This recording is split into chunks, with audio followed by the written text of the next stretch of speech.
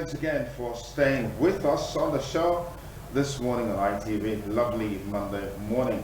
Now, we're just set to take the conversations on COVID-19 to another level, looking at it from some other perspectives, particularly about research work on virus generally, and then, of course, how the body, through its immune system, is able to respond to the virus. Well, that can only happen if we have information about what COVID-19 virus is all about.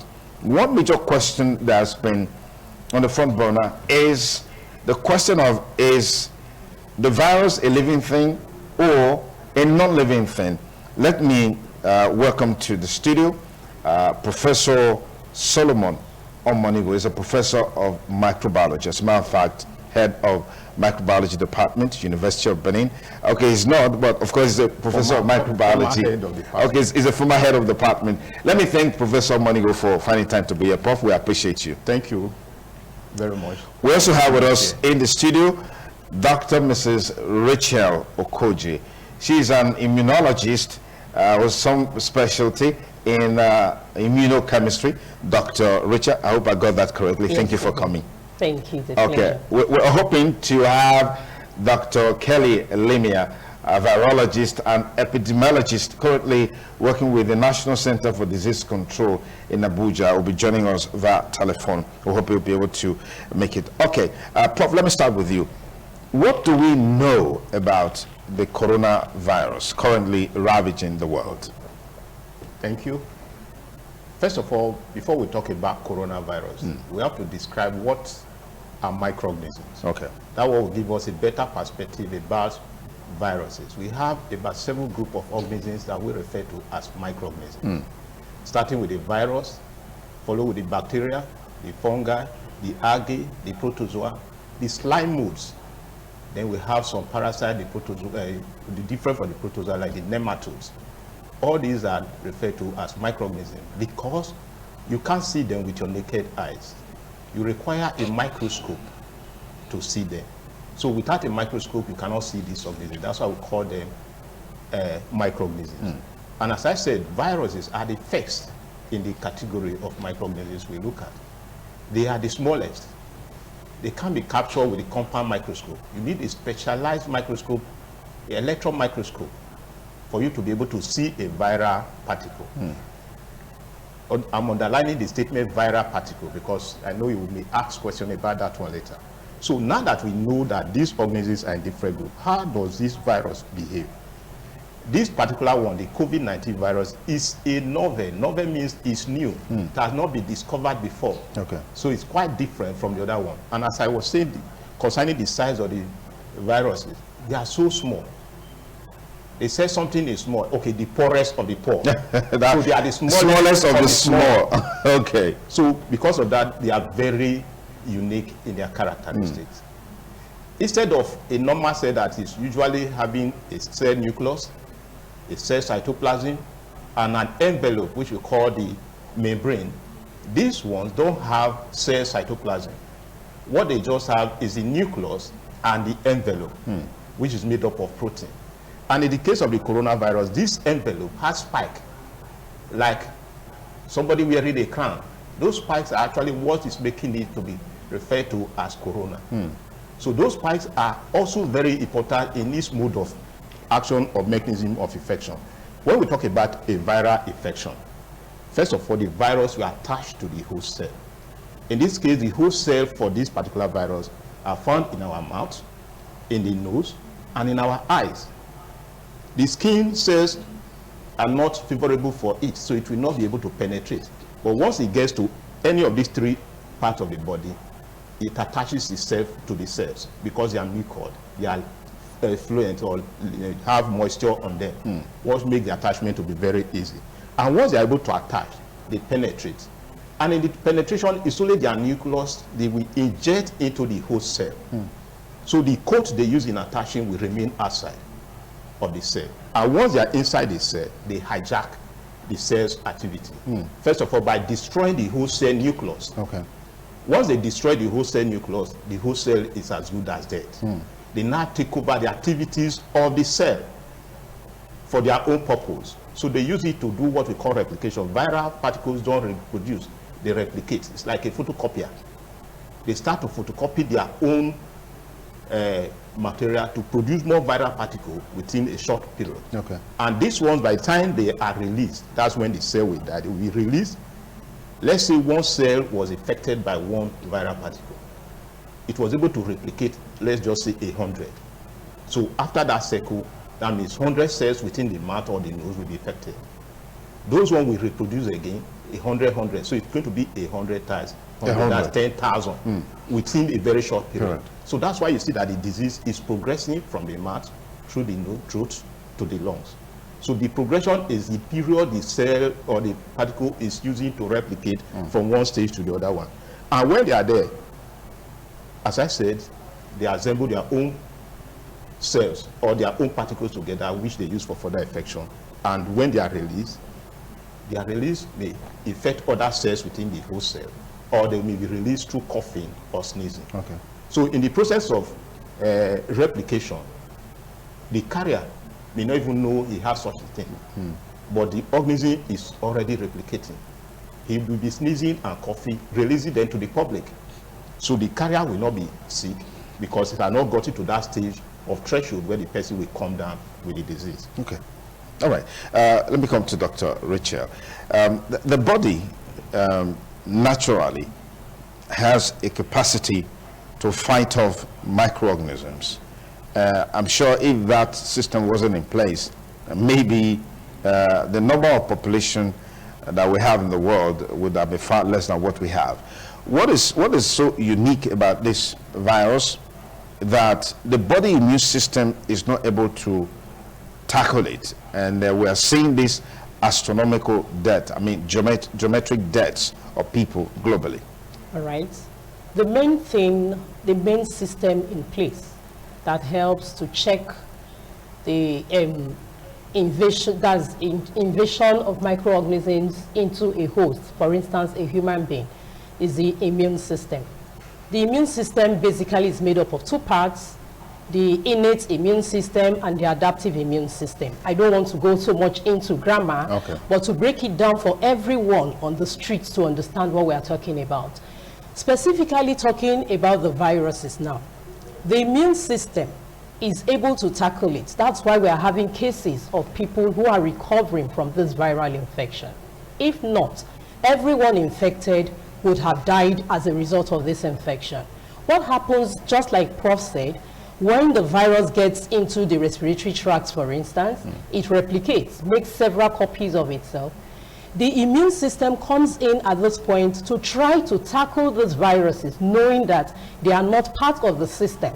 It's a way of the immune system trying to defend the host system, that this foreign thing has to be removed to keep the system functioning properly. It's able to do this. For most viral infections, we say we have what we refer to as self-limiting cases.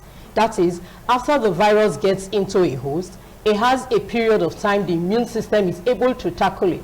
That is what we refer to as the 2 to 4 weeks or 6 weeks, as the case may be, that will begin to see symptoms.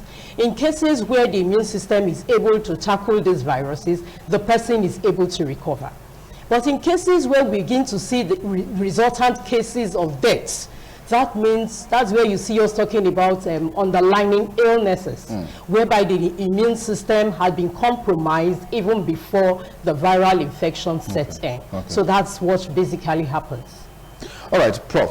I asked a question just now which has to do with whether the COVID-19 virus is a living thing or is a non-living thing. I need to get your perspectives on this, because there have been schools of thought along these lines that COVID-19 virus is not a living thing, that it consists of a protein molecule covered by a layer of fat. And that makes it, that explains why we've been asked to use alcoholic-based hand sanitizers and a host of other things. So what are your thoughts? Okay, let's look at the viral particle. If you've been listening to me, I don't use organism. I'm calling it viral particle. Okay, so which means you're probably sharing the thought that this could be... The two thoughts are very correct. Okay. Depending on where you are looking at it from. Okay. That's why I say particle. A viral particle is made up of the nucleus, as I said earlier. And the nucleus is either RNA or DNA. Then for this coronavirus, the nucleus is RNA. Normally, during reproduction or replication, if it's a DNA, it will first of all be copied into an RNA particle. But this one, that stage has been removed. So it's ready to replicate immediately. Immediately, it gets into the system. Into the system. Okay. There's no, let's translate to RNA or do this one. It goes into action immediately. Then that nucleus is covered by an envelope, which we call Casimir, that you said again is covered with lipid. That envelope, as I said, has spikes. That's what it uses in attaching to the host cell. So when you use your alcohol base like the one shared here by us, you are trying to disable or denature those spikes. If those spikes are not there, it cannot attach. And if it cannot attach, there's no way it can inject the nucleus into the host nucleus. So you are disabling the cell or the particle by disabling the envelope. Even though the nucleus is there, it cannot penetrate because what is supposed to use in penetrating has been destroyed. It's like a syringe. If you remove the needle from the syringe, there's no way you can inject with it. So that's exactly what happened with the alcohol-based treatment. So I believe, and that's why I said, I don't want to go into another field of biology that we will not be comfortable with. That my friend here will not be comfortable with because the husband is a cat case. There's evolution. We believe in biology that life started as viral particles. Where nature, that's the great bang, which we call God today, forced molecules to come together to become biological molecules. So the difference is clear. They are not chemical molecules, they are biological molecules. Biological molecules because they are found in living things. And these biological molecules, to you, I would say they consist of the proteins, the carbohydrates, the fats and oil. Then in some cases you have other ones. These are the basic group of biological molecules. We call them biological molecules, not chemical molecules. That's why if the chemist is going to study those ones, we classify them as biochemists, not ordinary chemists. Chemists who are studying biological materials. So that's why I said the two schools of thought are completely correct. Because one outside the host cell is not a living organism. But once it's inside the host cell, it hijacks the activity of the cell to its own favor.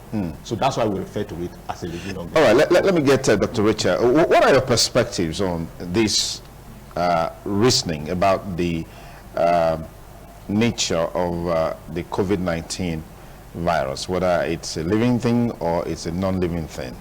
At least you are an immunochemist, so that probably will give us some chemistry perspectives on this.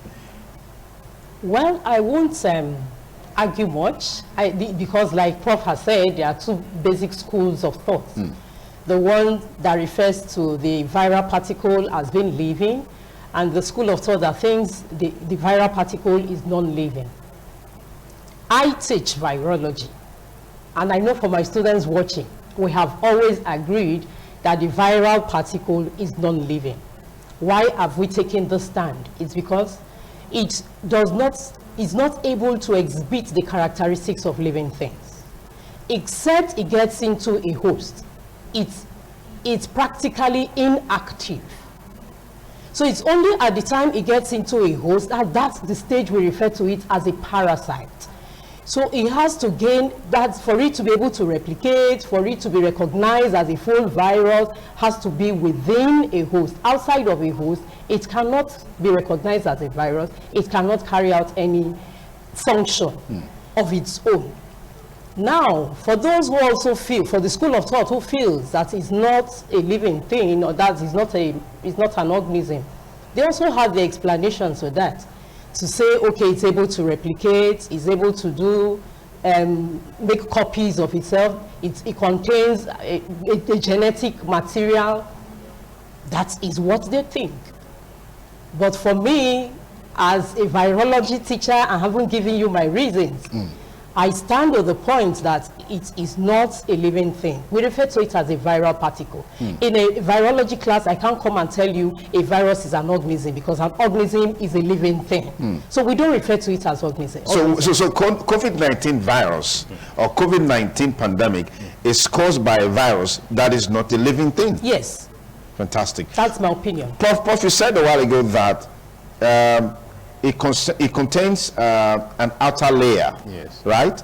And the inner layer, which is the nucleus, is an RNA or a DNA? DNA, yes. Is a DNA. No, it's an RNA. RNA. Is an It's an RNA. RNA virus. Yes. It's an RNA. Is that a genetic material? Yes. It is. Yes. But there are those who feel that it has no genetic material. That's not correct.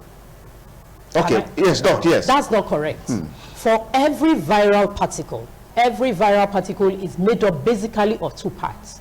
These two parts are the protein coat and the nucleic material, which is found usually at the center of this viral particle. Okay. Yes, some viruses may have an external covering, which we refer to as the lipid membrane covering it, the outer coat. Not all viruses have the outer coat, but basically all viruses are made up of two parts. The genetic coat, which is found at the center of the particle, and the protein coat which surrounds it, which helps to protect the genetic material. It is not true and it is not correct to say a viral particle does not contain a genetic material. Okay, it's getting more interesting, and we'll be hearing from Dr. Kelly Alinea, who is a virologist and an epidemiologist, currently working with the National Center for Disease Control, just to get more on the discussion that we're having today on COVID-19. Just before we put a call, we'll get through to Dr. Kelly. Prof, what, in your opinion, is responsible for this seeming geometric impact of the coronavirus? Is it because it's novel? Is it because it's a non-living thing? As Dr. Rachel, just a while ago, what are your thoughts along those lines? The pandemic, the geometric increase, as I said when I was explaining the life of the viral particle, that it replicates. One particle will infect a cell, introduces genetic material into the cell, hijack the cell components or genetic. First of all, if you destroy the cell nucleus, that's the cell genetic material will be destroyed. So the only genetic material inside the cell will be the viral genetic material, which should be used to replicate. One cell may replicate up to 100 or thousands of viral particles. They will be released at the end of the assembly. Those ones will infect another cell. As I said, somebody who is at the elementary stage of the infection is going about walking. And if he's walking, automatically, that's walking on the road, mixing with people. There's no way that such a person will not sneeze or cough. As he's sneezing or coughing, it's releasing viral particles into the air. And that person who is releasing is one. Have you? Okay, let me just pause you. I'll come back to you in a moment. We have Dr. Kelly Alinea, is a virologist and epidemiologist with the National Center for Disease Control. Dr. Kelly, good morning. Thank you for joining us on the program. Good morning, sir. Good morning. Thank you for having me. Dr. Kelly, good morning. Thank you for joining us on the program. Good morning, sir. Thank you for having me. Okay, let's quickly clarify a couple of issues with you.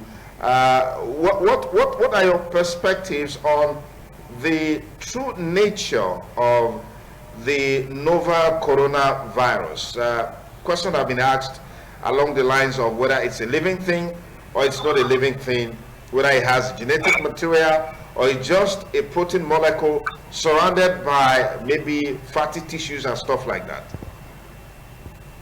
All right, thank you very much. Just to also note first that I'm a lecturer in the Department of Microbiology, University of Benin. Okay. So I do more consultancy for the Nigerian Center for Disease Control. Okay. So regarding the virus, this severe acute respiratory coronavirus 2, it is a virus, which means it has a genetic material, in this case the RNA, and it has a capsid, which is a protein, and it also has what we call the envelope. So it's similar to what you would call the SARS virus that caused the SARS epidemic in 2003 to 2004 in Asia countries. Just that this one is different. So that's why it's called novel, because we've not experienced it before. So it's a bit different from what we've experienced before. Okay. With the current rates in Nigeria, there are speculations that the pandemic will peak somewhere around June this year. What are your thoughts, and what do you make of efforts being made to contain that? All right, thank you very much. First of all, regarding the effort, as you can see, it's no longer an issue of NCDC or Federal Ministry of Health. It has become a whole of society approach, which means every sector of the society is responding to the outbreak in one way or the other.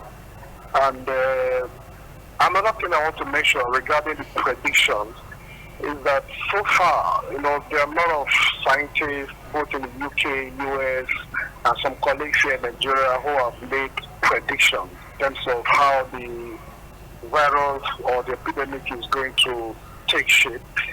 The virus somehow has defied most of our assumptions. So it's quite difficult to say at this point when it's going to peak in Nigeria. But the most important approach recommended by WHO is for countries to continue making serious efforts to make sure we leave community transmission, so that we take it to the barest minimum where our healthcare system can comfortably cope with the few cases. As you already know, we don't have effective and safe vaccines, or we never have medication at the moment proven to be safe. So it's all about managing the cases and adhering to the instructions or advice from the Nigerian Center for Disease Control, of which the lockdown measure is one. So it's very early to make predictions. That's the bottom line. Thank you. All right, Dr. Kelly, finally, before we let you go, we know you're pretty busy now because of the turn of things. There have been several talks along the lines of, what is the best way to treat this disease. Is there any format recommended by the NCDC in the treatment of COVID-19? Yes, thank you. So the NCDC, we have different pillars. We have the Emergency Operations Center, which is the DOC. So we have the case management pillar, which comprises of medical doctors and, of course, different specialists in infectious diseases. So their responsibility is to develop guidelines according to updated research evidence. I'm aware that NCDC is updating the case management guidelines for managing COVID-19 cases. But one thing that is very true is that we don't have a treatment to say, okay, take this drug and you are going to be cured from COVID-19. We don't have it at the moment. So what we advise most of the time is supportive therapy. And doctors, they know what we mean by supportive therapy. It's basically observing the patient and giving the best care, relevant care, sometimes giving antibiotics to the patients to make sure other diseases, maybe bacterial infections, are not causing additional problems. As you can see, this virus takes advantage of weak immune system, and I'm sure my colleagues, my professors would have already mentioned that. It takes advantage of the weak immune system. So when you try to manage existing conditions, that's also part of supportive therapy. So that is what we recommend. And of course, they say prevention is better than cure. The best approach to caring for COVID-19 or managing COVID-19 is to prevent it in the first place. And I'm sure ITV, thanks to you guys, we are preaching the message that people should adhere to individual and social preventive measures. Thank you. All right, Dr. Kelly, you mentioned a while ago that currently there is no known vaccine to tackle this pandemic. Is that the best way to go in the nearest future? No vaccine at the moment. Scientists all over the world, including governments, they are investing heavily, especially China, where the whole pandemic started. They are investing in developing vaccines. But the thing about vaccine is that it takes time. It's not something you do in the lab and start giving to people. You have to do what we call clinical trials, at different phases, from phase 1, phase 2, and you want to make sure that all forms of interruptions, or what we call confounding or bias, everything is removed, and it can be very certain that this vaccine is safe for human consumption. Otherwise, you find out that you are giving vaccine to people, and that vaccine is causing bigger problems than even the COVID-19. So you don't want that. So what we do is you make that vaccine you are developing to pass through series of tests. And then after that, it becomes validated and is given approval, most likely by the World Health Organization, after which you start distributing it. So scientists are working, and at the moment we just have to be patient. But in the meantime, the best we can do is to adopt preventive measures and while submitting or playing our role as individuals, because this is not something ITV or a district government can do alone. Everybody in the district, everybody has a significant role to play. All right, Dr. Kelly Alinea, thank you so much for your useful insights and adding value to this conversation. We appreciate it. Thank you very much, sir. Okay, I've been talking with Dr. Kelly Alinea, is a senior lecturer in the Department of Microbiology, University of Benin. He's also a virologist and epidemiologist working with the National Center for Disease Control, Abuja. Thank you very much again, Dr. Kelly. All right, let me come back to Professor Omonigo and Dr. Richard once again. Thank you for your time with us. There's been controversies around the possibility of a vaccine, as it were, to tackle this menace. But like we heard from Dr. Kelly, there is no known vaccine. But there have also been some reactions along those lines that, this vaccine, when developed, could also be used for other purposes, and that seems to be why we're having this reaction. But what is the feasibility of a vaccine in dealing with this issue? Let me come to Dr. Richard. Well, we know for viral infections, the vaccination, the process of vaccination is the surest way of preventing it. Okay. Having in mind that for almost all viral infections, we don't have antiviral drugs to tackle them, unlike what we have with the use of antibiotics to take care of bacterial infections and all of that. So that brings the production or development of a vaccine into discussion. If a vaccine is able to be produced, it will go a long way to help. But as we speak now, just like my colleague Dr. Alinea said, to produce a vaccine and make it available to be administered to humans, it takes a long time because there are different processes it has to go through. We have to do animal studies. There have to be trials as recommended by WHO. There are different phases 1, 2, 3, 4, whereby the safety, immunogenicity, the optimal dose of this vaccine will be tested on individuals in different locations at high-risk areas and low-risk areas. All of these have the time, and there are guidelines given by WHO for all of these to be done. Before we now go on into talking about the proper clinical trials, before the vaccine can be accepted as being safe for use. This we know will take some time, but surely for all viral infections, the use of vaccines is always the surest way to prevent them. We don't have any vaccine now. To my surprise too, I've seen in some of the social media, or our social media sending messages all around, like people send things and they just show like a truck full of so many things, and they say vaccines have come to Nigeria, they want to start administering them to people. For those who sent to me, I sent it back to them to tell them that was fake news, because researches are still ongoing. Like we know, this is a new virus. It's a novel virus. It's not been known before now. The infections coming up are really, they are also new. So researches are ongoing to know what these viruses are all about, what could be used to tackle them, and what vaccines could also be used. Vaccine cannot be produced overnight. It takes a long time. There's no vaccine as we speak that is ready for use. Prof, you want to add to that? No, as he has said already, that's the true state of it. Okay.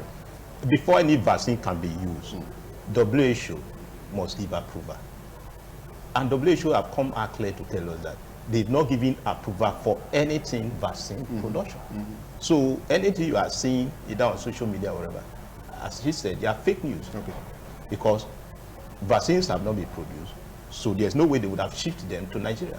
What they brought to Nigeria is what we call consumables, those testing kits and the rest, sanitizers that were in those cartons they were showing on your social media platform as vaccines. Yeah. And first of all, you can't ship vaccine to any country like that. They in well-isolated incubators, cold rooms, not cartons. You can't keep a vaccine inside a carton and be shipping it. It will come in a cold environment, cold room to be precise, well packaged, before you can carry them from one place to the other. So it's not done like that. So as you said, vaccine production is a long process that cannot be achieved within even 6 months, talking of 3 weeks or so that we have a pandemic in Nigeria. So that's my take. There's no vaccine yet, and that's what WHO told us. All right, thank you very much. It's TMI Monday. I'm sure you've gained a lot from the perspectives brought to bear on this discussion on COVID-19, particularly on the characterization of the virus, whether it's a living thing or is a non-living. Of course, it's a viral particle. That's what Prof told us here. Yes, corroborated by Dr. Rachel and accepted by Sonny Jukukosun, based on previous knowledge on all of these issues that we've been talking about. But what does the future hold for science, particularly as it relates to COVID-19, against the background of the fact that we've heard in years back that we've heard of several viruses that have come forth. You heard of MERS, you heard of SARS, you have influenza, and all of those things that have taken place in the past. And somewhere along the line, we just have a time where these things come forth. Is this more of a political war using the platform of biological weapon or biochemical weapon, as it were, Prof? Well, I'm not a politician, so I don't want to go into political issues, but I just want to give some history and analogy. Yes. We have Lassa fever in this country for over how many years now? Has it been political that we have Lassa fever? Lassa fever has been, there is a viral infection as well. Why it has not gained such global attention is because it's not yet a pandemic. It's an epidemic, especially in the West Africa zone. So it's our local problem. And you don't expect somebody in Europe to come and fight over your problem for you. This one became a pandemic because it's affecting the whole world. And since it's affecting the whole world, that's why the whole world is coming together to fight it. If it's a local one, nobody, if it has remained in Wuhan and is still there, what's the business of US about it? What's business of Nigeria about it? It's their local problem. So they will find a solution to it for themselves. But this one became a pandemic, a global problem. That's why the attention has been so drawn to it. And if you ask me, it's not a political problem. It's a reality. It's a biological infection. Naturally, I want to go theological now. In Genesis, we were told that when God created the world and he found everything good, and the things God created include the viruses, the bacteria, the fungi, and the rest. They be living on their own, we'll be living on our own. The problem came up when we invaded their own territory.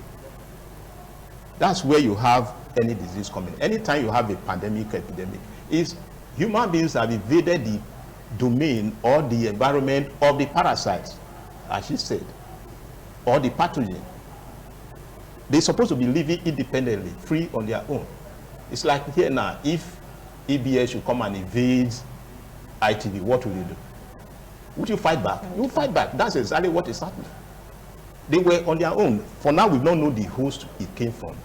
It has been living with other organisms before now. But humans were able to invade that territory, and they, what we call a cross-border infection. They left their primary host to come and affect us. That's why we are having this in. Take the case of Lassa fever, for instance. It stays with the mouse or the rat in the bush.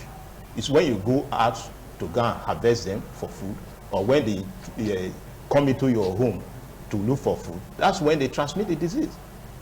So it's a biological issue, not a political issue. And the earlier we accept it that way, the better for us to be able to tackle it. Because if you look at it as political, you are going to end up in serious problem. That means we'll be leaving the object and be pursuing the shadows, which is not going to be good for our health system.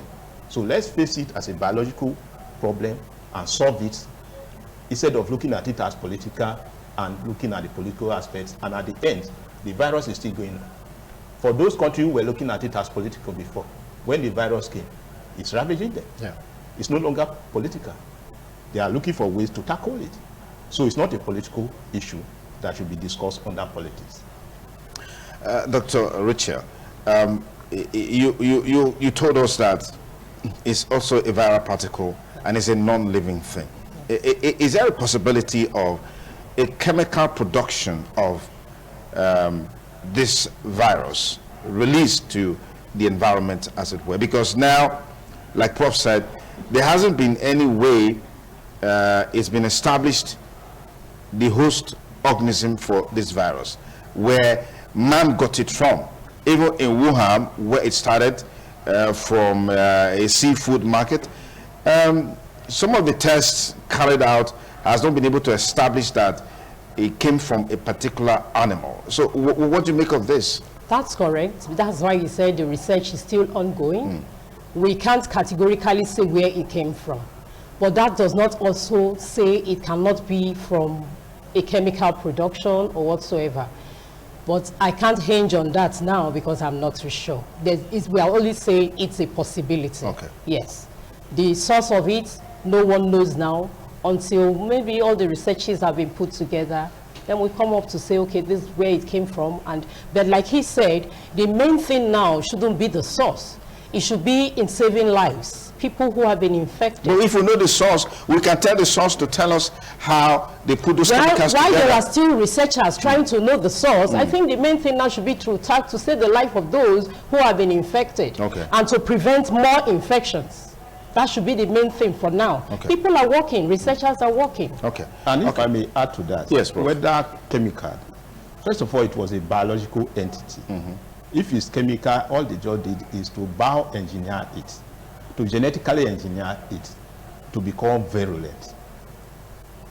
But ordinarily, it must be a biological entity that is not being biologically or genetically engineered. That could be a possibility. But for now, we don't have such information. And science does not believe in hearsay. We believe in facts and figures. They slapped me. Yes, we see where you were slapped. The marks you show, that's what we believe. So it's not a question of you just come out and say this is what I think. No, science does not operate in that. All right, thank you very much. I want to say big thanks to our panelists x-raying this just to help you make sense of it all. Professor Solomon Omonigo is a former head of the Department of Microbiology, University of Benin. Prof, we want to say big thanks to you for coming on the program and also facilitating this conversation. Thank you so much. Thank you. Let me also thank Mrs. Rachel Okoji for your time with us. Dr. Kelly's with us in Abuja. We thank you for your time. It's the TMI Monday. We'll take a short break. We'll be back with you in the last lap of the show. Don't go away.